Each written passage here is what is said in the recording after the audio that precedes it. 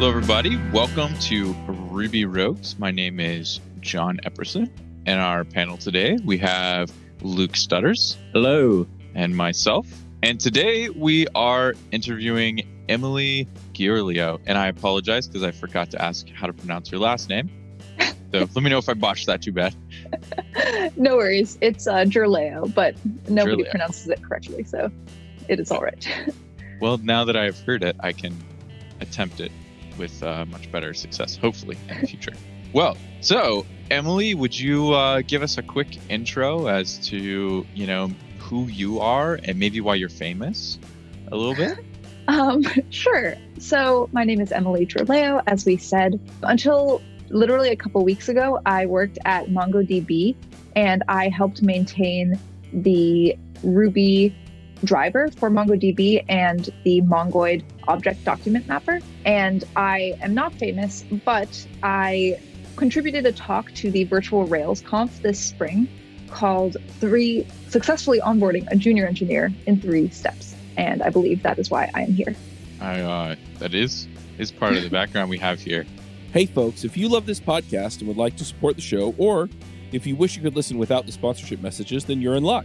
We're setting up new premium podcast feeds where you can get all of the episodes released after Christmas 2020 without the ads. Signing up will help us pay for editing and production, and you can go sign up at devchat.tv/premium.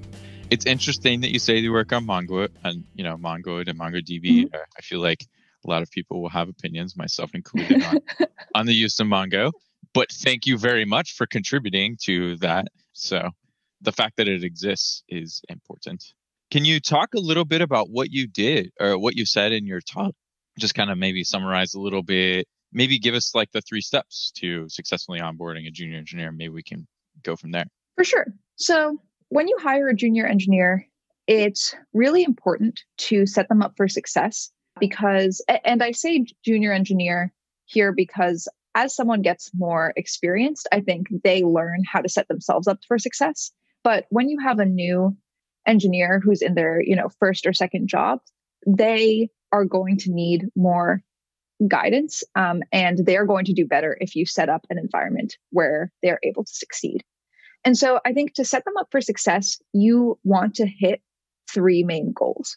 So the first is that you want to make them an autonomous contributor on your team. The second is that you want to make them confident in their own abilities.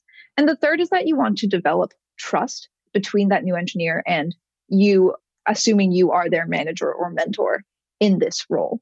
And so in my talk, I lay out 3 steps that you and your team can take to accomplish these goals, which are setting expectations, providing feedback, and then assessing the performance of the new engineer.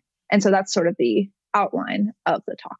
And in your experience so far, are people good at achieving these goals or bad? I shouldn't say people. Are organizations good at achieving these goals or bad? So that's a great question. And I like your distinction between organizations and people, because I think that sometimes organizations can be bad at achieving these goals, and which is where the people step in. So sometimes you'll have a really dedicated team member who sees that there's this gap in the onboarding process and says, hey, I'm going to take these junior engineers under my wing and just make sure that they get through their first few months at this job. But ultimately, I think what this talk is encouraging and what people should be striving for is having a process like this baked into every new hire so that there's consistency across the organization and everyone has a good experience no matter what team they're on or who their mentor is. So I think people can be good at this, but organizations tend to not formalize this process until they get pretty big and have people whose job it is to really think about this stuff. That makes a lot of sense. I know that I have found myself being one of the people that focuses on closing that gap personally. Yeah, that totally makes sense. I'm kind of half processing it right now. All right. So I guess to kind of dig in a little bit, how has your experience been? Has it been that, does your experience line up? Is it mostly across the board pretty negative, out there? Is it mostly across the board positive with maybe, just some problematic places, or is it like we're kind of like figuring it out? And like, I guess, what's your assessment sort of what it really is like? Your take? Yeah, that's a great question. So I think my experience has been mostly positive. And once again, I think that's because I've had the chance to work with some truly awesome people.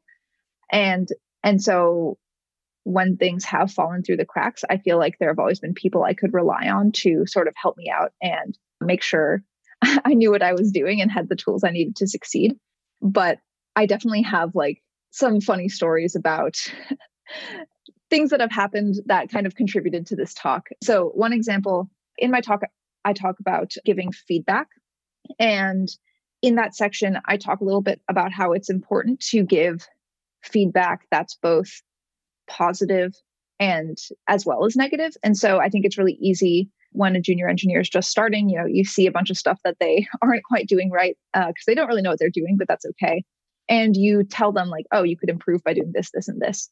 But when you see the things they're doing correctly, you don't really say anything because that's just your expectation. And you don't realize that by not communicating the things they're doing well, to them, it kind of comes off as just they're doing things badly and they haven't really like accomplished anything or done anything well since they started this job. So one thing that happened to me is in the first month at my first job, I shipped something that like really took the site down in a very gnarly way. Like it would go down, then we get it back up, and then it would go back down again, like seemingly randomly over the course of an entire weekend. And I felt terrible, and I spent the entire weekend fixing it. And when I came back to work on Monday, I was mortified, and I was like so sure that I was going to get fired. And I went about my work like this for maybe like 2 weeks, thinking like any second now someone's going to be like, hey, we have to talk so that I can kick you out of this company. And finally, I had a one-on-one with my manager, and I got the courage to just ask him point blank, I really messed up this thing. Are you going to fire me over it? Like, should I be worried? And he laughed in my face and was like, no, of course not. We take down the site all the time. It happens. And he said, I think the magic words, which were, we really appreciate the time you took to fix it once you realized that you were the one who had broken it. And I feel like, and so ultimately they had gone about the past 2 weeks thinking I was great because I had taken responsibility for this problem and actually gone to fix it. But no one had stopped to say, hey, thanks for dealing with this. And so they thought I was an idiot for bringing the site down. And so to me, that illustrates the difference in perspective that, 5, 10, 20 years can make in a career.